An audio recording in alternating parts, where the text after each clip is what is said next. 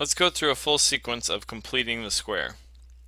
It says complete the square for x squared plus 6x minus 7 equals 0. First step is to get the constant away from the variables. Constant is a number without x.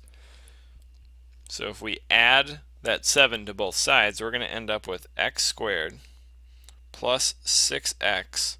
And if we add 7 to both sides, that goes away over here, and it's going to equal positive 7. So we just added 7. Now we're going to take half of the x term, so we're going to divide it by 2. We're going to square that, and we're going to add that number to both sides. This is the crazy part. So if we take our original x squared plus 6x here equals 7, what we're going to do is take that 6 divided by 2 is equal to 3, and we're going to square it, and that would be 9. And we're going to add 9, that number, to both sides. In algebra, whenever you add something to one side, you have to add it to the other side if you want to keep both sides equal.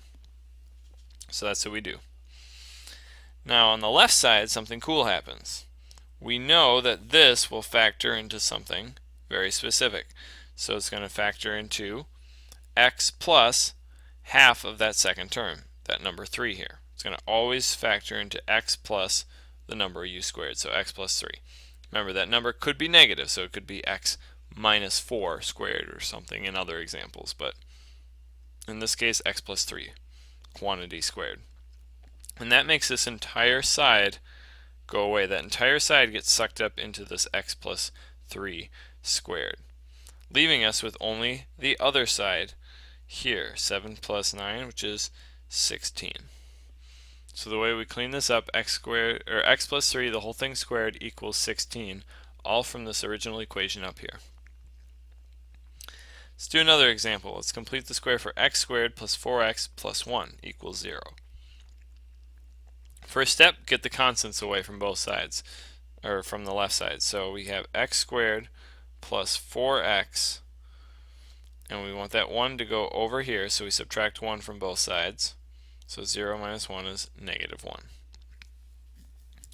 Next step is we take the middle term, and that middle term needs to be divided by 2. We only care about the number part, so we take 4 divided by 2 equals 2, and that number is going to get squared, and then we end up ironically back at 4, just pure coincidence. This is the only number that works with. And we add that 4 to both sides. So that gives us x squared plus 4x plus 4 equals 3. Now, like we said before, this side is always going to factor down to x plus whatever number we ended up with when we cut the middle term in half. So that 4 divided by 2, we end up with a 2. So x plus 2 squared eats up this entire side of the problem.